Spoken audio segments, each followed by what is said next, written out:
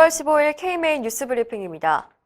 가천대 길병원 전공의 사망 소식을 얼마 전에 전해드렸는데요.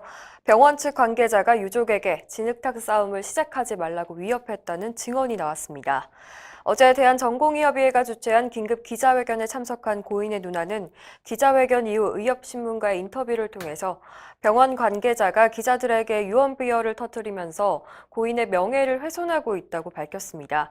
고인의 누나는 병원 측이 동생의 근무 태도에 문제가 있었다는 듯한 취지로 언론에 말을 했는데 더 이상 사실이 아닌 얘기로 고인의 명예를 실추시키는 인신공격성 발언을 멈춰달라고도 호소했습니다. 또 숨진 전공의가 높은 업무 강도에 시달리면서 가로사가 의심되는데도 병원 측이 유족들과 돌연사로 합의했다고 밝힌 것에 대해서 유족은 전혀 그런 입장을 말한 적이 없다고 항의했습니다. 고인의 누나는 동생이 3년 동안 환자를 위해서 헌신하다 당직실에서 숨졌지만 병원 측의 설명은 전혀 없었고 발인 날 병원 측 관계자는 단 한 명도 오지 않았다면서 병원 측의 태도를 지적했습니다. 특히 동생의 죽음으로 충격을 받은 할머니께서 7일 만에 돌아가셨는데 할머니 장례식장에서 언론 인터뷰를 진행하자 병원 측 관계자가 진흙탕 싸움을 할 것이냐고 전화를 해왔다고 전했습니다. 유족 측은 병원이 개선 노력을 보이지 않으면 부검 결과 확인 후에 법적 대응에 나설 계획입니다. 전국 수련병원의 상당수가 전공의들의 초과 근무 근거를 남기지 않으려고 전자의무 기록 접속을 불법으로 차단하고 있다는 폭로가 나왔습니다. 대한전공의협의회는 어제 기자회견을 열어서 서울과 부산, 대전, 대구 등에 위치한 수련병원들이 이 같은 행위를 하고 있다면서 EMR 접속 차단은 전공의 법적 상한 근로시간인 80시간을 넘겨 근무한 흔적을 남기지 않기 위한 꼼수라고 비판했습니다. 과로사가 의심되는 가천대 길병원 신모 전공의의 근무표도 공개됐습니다. 근무표에는 지난 1월 7일부터 27일 사이에 유령 당직을 3일이나 선 것으로 나타났습니다. 대외적으로 제출한 근무표에는 당직 근무가 9일이었지만 실제 근무한 날은 11일로 드러났습니다. 대전협이 작년에 실시한 설문조사에서는 전공의 3명 중 1명이 법정 최대 연속 수련 시간인 36시간을 초과 근무한 경험이 있다고 응답했습니다. 2명 중 1명은 주당 법정 근무 시간 80시간을 넘긴 경험이 있는 것으로 조사됐습니다. 대전협은 법정 휴식 시간을 보장하고 전공의 수련 환경 개선에 노력해 줄 것을 병원에 요청했는데요.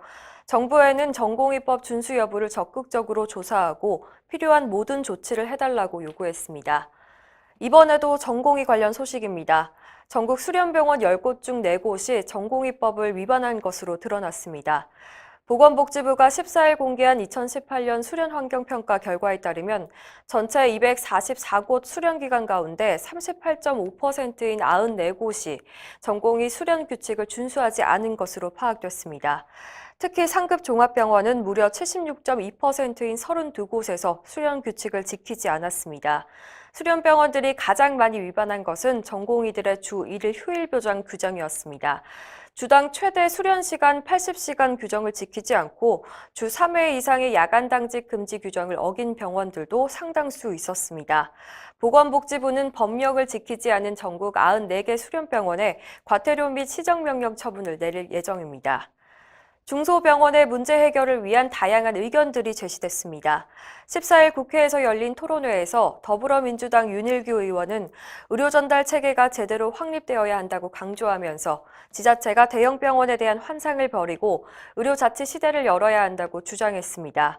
박형욱 당국의대 교수는 정책 결정에 영향을 줄 수 있는 인사들이 함부로 중소병원의 정리를 말해서는 안 된다고 지적을 했습니다. 박 교수는 보건의료 정책 분야에서 권력 독점이 심하다고 말했는데요. 수가 정책과 규제 정책의 피해자인 중소병원에게 책임을 전가하는 무분별한 정책이 추진되지 않기를 바란다고 덧붙였습니다. 신봉식 대한분만병원협회 회장은 중소병원 경영 정상화를 위해서 중소기업 특별세 감면제도 활용과 신용카드 수수료를 1%대로 인하하는 것을 제시했습니다. 이날 토론회에 참석한 오창현 보건복지부 의료기관 정책과장은 병원 간의 과잉 경쟁을 줄이기 위해서 병상의 총량 관리가 필요하다는 입장을 밝혔습니다. 다이어트 자가주사제인 삭센다가 요즘 화제인데요. 의사가 직접 판매하면 안 된다는 공문을 제약사가 보내자 일선 의사들은 의구심을 드러내고 있습니다. 노보 노디스크 제약은 최근 개원가에 공문을 보내서 약사법 조항을 근거로 들며 삭센다는 약국 개설자만이 조제하고 판매할 수 있다고 밝혔습니다. 단 의료기관에서 직접 환자에게 주사하는 것은 가능하다는 것입니다. 이에 대해 개원가는 혼란스럽다는 분위기입니다. 데일리메디에 따르면 경기도 소재 모 내과 의원장은 약국 개설자가 아니라면 전문 의약품인 삭센다를 판매할 수 없다는 얘기인데 만약 원내에서 처방과 투여를 하게 된다면 약사법 위반이라는 의미인가라고 말했습니다. 전문 의약품의 원내 또는 원외 처방의 경계가 모호하다는 것입니다. 하지만 제약사 측은 약사법을 위반한 불법 유통은 처벌받을 수 있다면서 경고를 하고 있습니다. 이상으로 뉴스 브리핑을 마칩니다. 자세한 사항은 의협신문을 참고하시길 바랍니다.